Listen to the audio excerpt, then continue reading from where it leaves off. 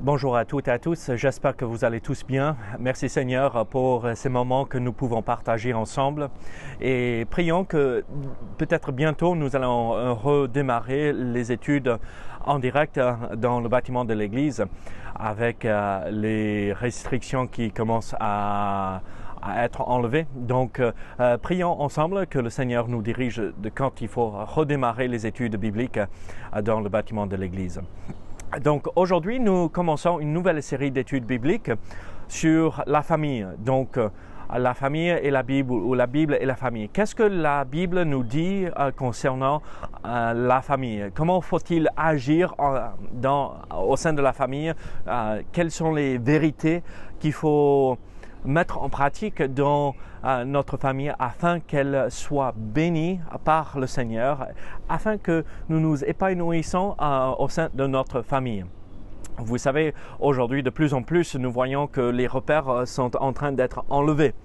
Et notre objectif, c'est de reconstruire ces repères afin que nos familles puissent être des points de repère, des repères, des marques de repères, comme on a chez Leclerc, n'est-ce pas, pour les autres autour de nous, afin qu'ils voient ce qui se passe au sein de nos familles et ils se disent « Ah, c'est ça ce que Dieu veut pour nous ». Et donc, prions que nous puissions être ces repères dans la société, cette société qui est en train de s'écrouler. Avant d'aller plus loin, prions ensemble que le Seigneur nous aide avec cet objectif de mettre en pratique ces vérités de la parole de Dieu. Donc prions ensemble. Seigneur, merci pour ta parole. Seigneur, merci pour ces moments que nous pouvons partager ensemble. Seigneur, aide-nous à construire des familles qui t'honorent, Seigneur. Et Seigneur, qui sont un encouragement pour les uns les autres autour de nous. Au nom de Jésus. Amen. Alors, la question pour nous aujourd'hui, c'est qu'est-ce que le Seigneur veut nous montrer concernant la famille? Comme je vous ai dit il y a 2 semaines de cela, avant de partir en vacances, là on allait regarder le sujet des hommes. Et en fait, la Bible nous demande et demande aux hommes d'être des hommes et des vrais, pas juste quelqu'un qui se dit moi je suis homme et macho. Non, être homme selon la Bible. Donc notre désir, c'est de remplir ce rôle au sein de notre famille afin que nos familles soient heureuses, qu'elles soient bénies en ayant un mari ou un père selon ce que la Bible nous dit d'être homme. Et donc, en fait, dans notre société, nous voyons et nous comprenons que, en fait, le principe d'être homme est en train de disparaître. Et enfin, en fait, nous voyons que la société lutte contre ce rôle, le fait d'être homme. Et oui, je comprends dans l'histoire et dans le passé, l'homme était un vrai homme quand il était dur et méchant. Et ce n'est pas du tout ce que la Bible enseigne. Ce n'est pas non plus dénigrer la position et l'importance de la femme. La femme est extrêmement importante. Et donc, trouver le rôle que Dieu a établi pour l'homme. L'homme doit être un homme. Il doit être homme. Et s'il n'est pas homme, son épouse ne sera jamais heureuse, sa famille ne sera jamais contente non plus et bénie et heureuse aussi. Et donc, oui, la société, est le plus que nous avançons dans le temps, le plus que nous voyons que la société est en train de détruire le rôle d'homme. Et nous voulons être des hommes de Dieu, pas des hommes comme ce que nous voyons dans la société. Non, des vrais selon la parole de Dieu. Alors, nous voulons avoir des familles heureuses. Et le seul moyen d'avoir des familles heureuses, établies, solides, c'est d'avoir des hommes à la tête des familles qui montrent l'exemple de comment suivre Dieu. Et donc, la plupart du temps, la raison pour laquelle la famille n'atteint pas cet objectif d'être béni et heureux et solide, c'est parce que l'homme n'est pas homme. L'homme s'échappe de ses responsabilités. Et vous et moi, nous ne devrions pas s'échapper. Et donc, peut-être vous êtes en train de dire, bon, je suis femme, donc pas besoin de regarder cette étude biblique, pas besoin de regarder cette vidéo. En fait, non. Si vous êtes femme, peut-être il vaudrait mieux prendre des notes et dire, si vous êtes marié, voici ce que je veux retrouver dans mon mari. Donc, comment puis-je l'aider à devenir cet homme? Aussi, si vous êtes marié, vous avez des fils. Voilà comment il faut les préparer pour être homme. Si vous n'êtes pas marié, cherchez un homme comme ceci, afin d'être heureuse dans votre vie de couple, dans votre famille. Alors, qu'est-ce que la Bible nous demande concernant être un homme? Regardez avec moi 1 Corinthiens chapitre 16, verset 13. 1 Corinthiens chapitre 16, verset 13. La Bible dit dans 1 Corinthiens chapitre 16, verset 13, « Veillez, demeurez fermes dans la foi, soyez des hommes, fortifiez-vous. » Vous avez entendu ce que l'apôtre Paul a dit à l'église de Corinthe, « Soyez des hommes ». Et donc, nous retrouvons cette même phrase dans 1 Samuel chapitre 4, verset 9, là où les Philistins se dressaient contre Israël. Et oui, je comprends le contexte. Là, c'est les Philistins qui vont faire la guerre contre Israël, mais ils ont peur. Et qu'est-ce que les généraux disent à leurs hommes là? Soyez des hommes. Et donc, oui, il y a la mauvaise façon d'être homme et la bonne façon d'être homme. La façon que Dieu veut que nous soyons des hommes. Donc, soyons des hommes selon la Bible. Soyez des hommes. Mais comment être homme selon la Bible? À quoi ressemble un vrai homme selon les Écritures? En fait, c'est le secret que nous allons découvrir. Est-ce que c'est toutes les vérités concernant ce sujet? Non, non, non. On va voir juste 4 idées ou 4 principes aujourd'hui afin de comprendre comment être homme. Et donc, comment être homme? La première chose que nous voyons dans les Écritures que moi je veux soulever, c'est qu'un vrai homme, un homme selon Dieu, est un homme et il est celui qui protège. Regardez Marc chapitre 3. Marc chapitre 3. Et nous allons voir un verset. Oui, je comprends qu'on parle d'autres vérités dans ce passage, mais nous voyons une vérité importante à comprendre et à saisir dans ce verset qui s'applique à nous les hommes. Marc chapitre 3, verset 27. Qu'est-ce que nous voyons? Personne ne peut entrer dans la maison d'un homme fort et piller ses biens, sans avoir auparavant lié cet homme fort. Alors il pillera sa maison. Personne ne peut entrer dans la maison d'un homme fort. Là, il est à nous de protéger. Il est aux hommes de protéger. Et j'entends déjà les femmes dire, bon, je n'ai pas besoin d'être protégé, je peux me protéger moi-même, je n'ai pas besoin d'un homme pour faire ça. Tout à fait, vous avez raison. Les femmes sont fortes, elles n'ont pas besoin d'être protégées. Mais Dieu nous appelle à le faire. Donc permettez aux hommes de vous protéger. Si votre mari ne vous protège pas, il faut lui parler et le pousser à devenir un vrai homme. Pas qu'il est à nous d'être macho et dire, taper sur la table et dire moi homme, toi femme. Et non, c'est ridicule ça, c'est n'importe quoi. Non, mais un homme est celui qui protège sa famille. Il protège sa famille.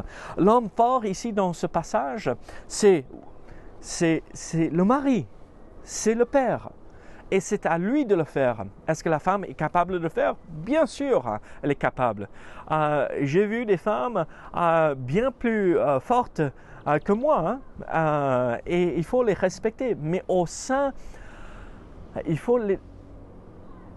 dans la famille, il faut retrouver nos rôles respectifs que Dieu a établi. Normalement, généralement parlant, l'homme est celui qui protège. Alors, cet homme fort dans ce passage, c'est le mari, c'est le père. Et alors, dans quel domaine faut-il protéger? En fait, il faut protéger physiquement. Et quand quelqu'un force la porte à la maison, c'est qui devrait être là, devant? Mais l'homme. L'homme devrait être là. Est-ce que la femme est capable de le faire? Bien sûr. Mais Dieu nous demande de le faire. Nous. Alors, accomplissons ce rôle. Mais ce n'est pas juste dans ce domaine de protéger notre famille physiquement. Mais c'est aussi de les protéger moralement. Moralement dans le sens, si nous sommes découragés, toute la famille va refléter cela. À nous d'être une source d'encouragement pour nous. À nous de protéger aussi dans tous les autres domaines moraux. Pas juste, comment dirais-je, établir l'esprit au sein de la famille, mais aussi, il y a le domaine, il faut les protéger dans le domaine spirituel. La femme, en règle générale, l'épouse est en règle générale beaucoup plus spirituelle que l'homme. Ça, c'est une condamnation contre nous, les hommes. Ce n'est pas une bonne chose, mais les femmes sont très souvent beaucoup plus sensibles. Alors, comment protéger nos familles spirituellement parlant? En fait, être à l'écoute de nos épouses, être à l'écoute de notre femme, parce qu'elle est beaucoup plus sensible. Et les femmes, à vous de venir auprès de votre mari et souffler dans son oreille, et peut-être ça, peut-être ceci, peut-être cela. Mais aussi, quand nous voyons que nous sommes dans une assemblée ou dans une situation où les autres autour de nous dérapent spirituellement parlant, à nous de se lever et dire non. Je protège ma famille. Je ne vais pas permettre que celui-ci détruise ma famille. Nous avons tous un rôle important à jouer dans ce domaine. Donc, levez-vous, soyez des hommes. Protégez votre famille physiquement, oui. Moralement, oui. Mais aussi spirituellement, oui. C'est très important. Soyez les meneurs dans votre famille, dans le domaine spirituel, et protégez votre famille. Sinon, nous ne pouvons pas continuer à accomplir ce que Dieu nous demande de faire, et notre famille ne sera pas une famille bénie et heureuse si nous ne les protégeons pas. Alors, il y a un autre domaine ou un autre principe aussi pour être un homme selon la Bible. Donc, il faut protéger, oui. Mais aussi, il y a ce principe, un vrai homme est celui qui pourvoit aux besoins de sa famille. Un vrai homme pourvoit aux besoins de sa famille. Nous voyons le point de vue négatif dans Genèse chapitre 3. Regardez Genèse chapitre 3, verset 19. « C'est à la sueur de ton visage que tu mangeras du pain, jusqu'à ce que tu retournes dans la terre. C'est à la sueur de ton visage que tu mangeras du pain. » Pour manger, pour pouvoir aux besoins, il faut travailler et travailler dur. Mais regardez, il y a le point de vue positif dans 1 Timothée chapitre 5. 1 Timothée chapitre 5. Et nous voyons dans cette vérité, ce principe dans le verset 8. Qu'est-ce que nous voyons ici? Si quelqu'un n'a pas soin des siens, et principalement de ceux de sa famille, il a renié la foi. Et il est pire qu'un infidèle. En fait, qu'est-ce que nous voyons ici? À nous, les hommes, de pouvoir aux besoins de la famille. Est-ce que ça veut dire que la femme n'a pas le droit de travailler pour pouvoir aux besoins de la famille? Non, c'est n'importe quoi, cette idée. Et malheureusement, cette idée tourne dans pas mal d'églises. La femme doit rester à la maison et s'occuper de la maison. Oui, la femme a son rôle au sein de la famille, mais ça ne veut pas dire qu'elle ne peut pas sortir et travailler à l'extérieur. Est-ce que l'homme n'accomplit pas son rôle si elle gagne plus d'argent que lui? Non. ce n'est pas cela non plus, l'idée que nous retrouvons. En fait, le principe, c'est ceci. L'homme, la responsabilité tombe à l'homme de pourvoir aux besoins. Alors, lève-toi de ce canapé, arrête de regarder la télé et va bosser. C'est n'importe quoi des hommes qui sont lâches, qui restent à la maison et qui tapent sur la table quand c'est l'heure de manger. Femme, et elle vient de rentrer du boulot, prépare-moi à manger. Mais c'est n'importe quoi. Lève-toi et bouge. Travaille. Travaille 8 heures par jour, 10 heures, 12 heures par jour, le temps qu'il faut pour pouvoir aux besoins de la famille. Et si la femme veut travailler, oui, elle peut travailler. Mais c'est la responsabilité de l'homme à pouvoir aux besoins. Donc en fait, aujourd'hui, notre société cherche des héros, n'est-ce pas? Et on regarde les émissions à la télé et tout le monde veut voir cet homme héros. Et en fait, le vrai héros dans l'histoire, c'est celui qui se lève tôt le matin, qui va bosser toute la journée, qui va gagner son pain pour pourvoir aux besoins de sa famille, qui va rentrer tard le soir s'il faut et pourvoir aux besoins. Ça, c'est le vrai héros. Et c'est celui qui va répondre à l'appel que Dieu a fait pour devenir un vrai homme. Un vrai homme est celui qui pourvoit aux besoins de sa famille. Celui qui ne fait pas cela a renié la foi. Si un homme ne bosse pas, il a renié la foi. Si un homme ne pourvoit pas aux besoins de sa famille, il n'a pas la foi. Il n'a pas la vraie foi. Alors, encore j'entends ceux qui disent « Mais David, je ne trouve pas du travail. » Il y a toujours du travail. Il y a toujours du travail. Il y a toujours moyen. Et je sais, vous êtes en train de dire « Je fais tout possible. » Mais allez, continuez à chercher. Peut-être vous passez par un moment difficile, c'est la disette, il n'y a pas de boulot autour de vous, mais ne vous dites pas, mais j'ai cherché pendant 2 mois, je n'ai pas trouvé, donc je vais continuer avec le chômage et après le RSA ou RSI, je ne sais plus ce que c'est, et après c'est bon. Non, soyez des hommes, partez chaque jour pour chercher du boulot et continuez à toquer. Et si ça prend 6 mois, 1 an, 2 ans, 3 ans, trouvez du travail pour pouvoir aux besoins de votre famille. Quel est un autre principe? Nous avons vu qu'un vrai homme, selon la Bible, c'est celui qui protège. C'est aussi celui qui pourvoit aux besoins de sa famille. Mais il est aussi ce partenaire au sein du couple. Il est celui qui est là en train d'établir une bonne relation dans son couple. Regardez Éphésiens chapitre 5. Éphésiens chapitre 5, verset 25. Qu'est-ce que la Bible nous dit? Marie, aimez vos femmes comme Christ a aimé l'Église et s'est livré lui-même pour elle.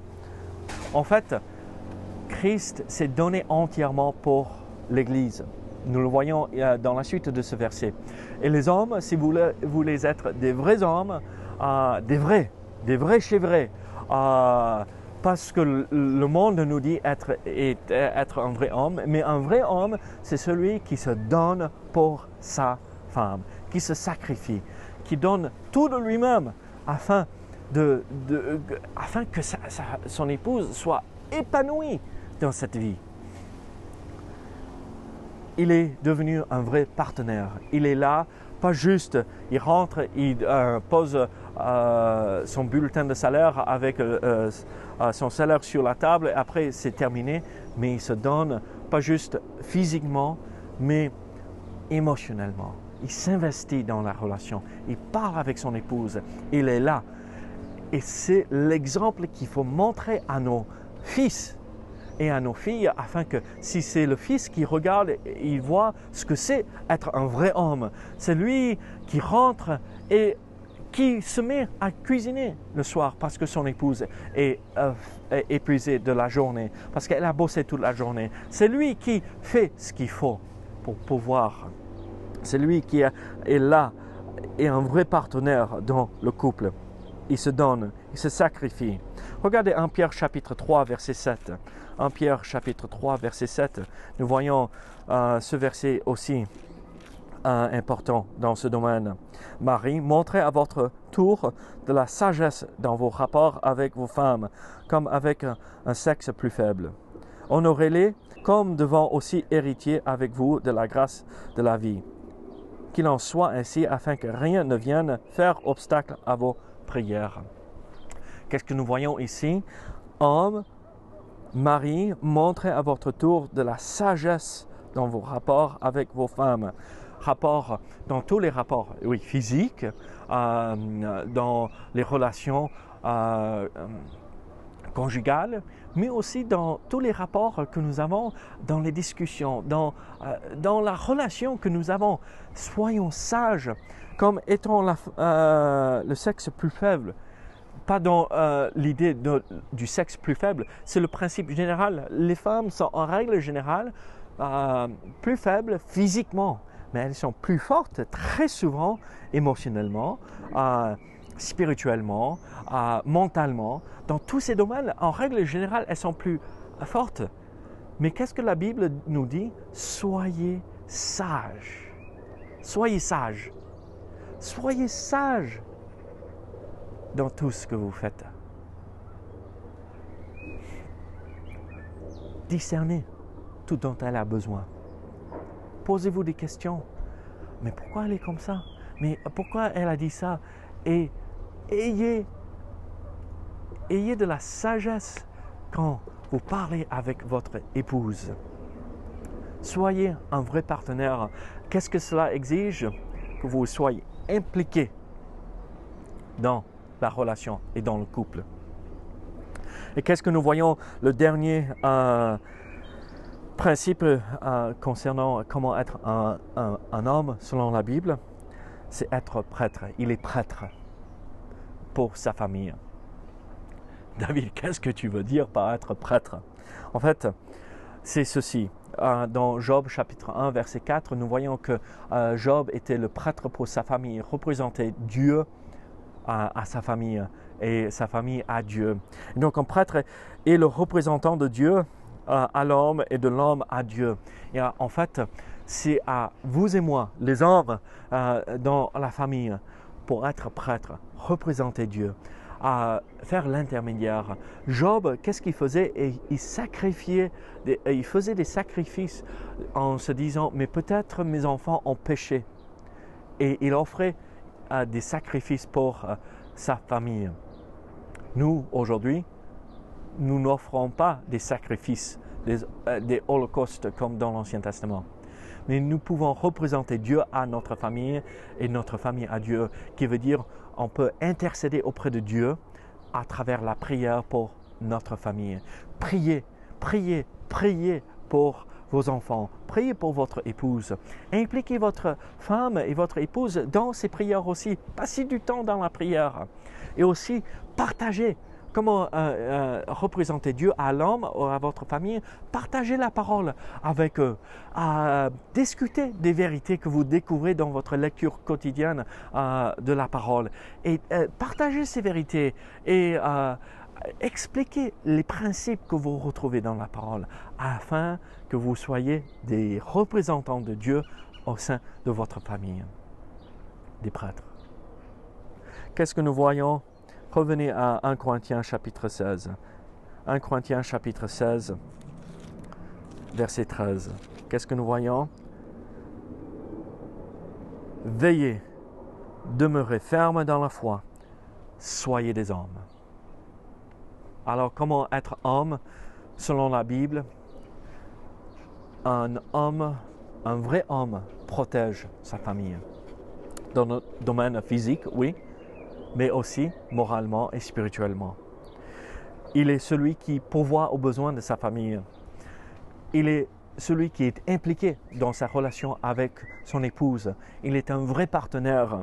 La priorité est toujours son épouse, sa femme. Pas autre chose, pas son hobby, pas son passe-temps, pas la voiture, pas bricoler, pas la pêche, pas la chasse, pas ceci, pas cela. Non, la femme, son épouse est sa priorité. Toujours.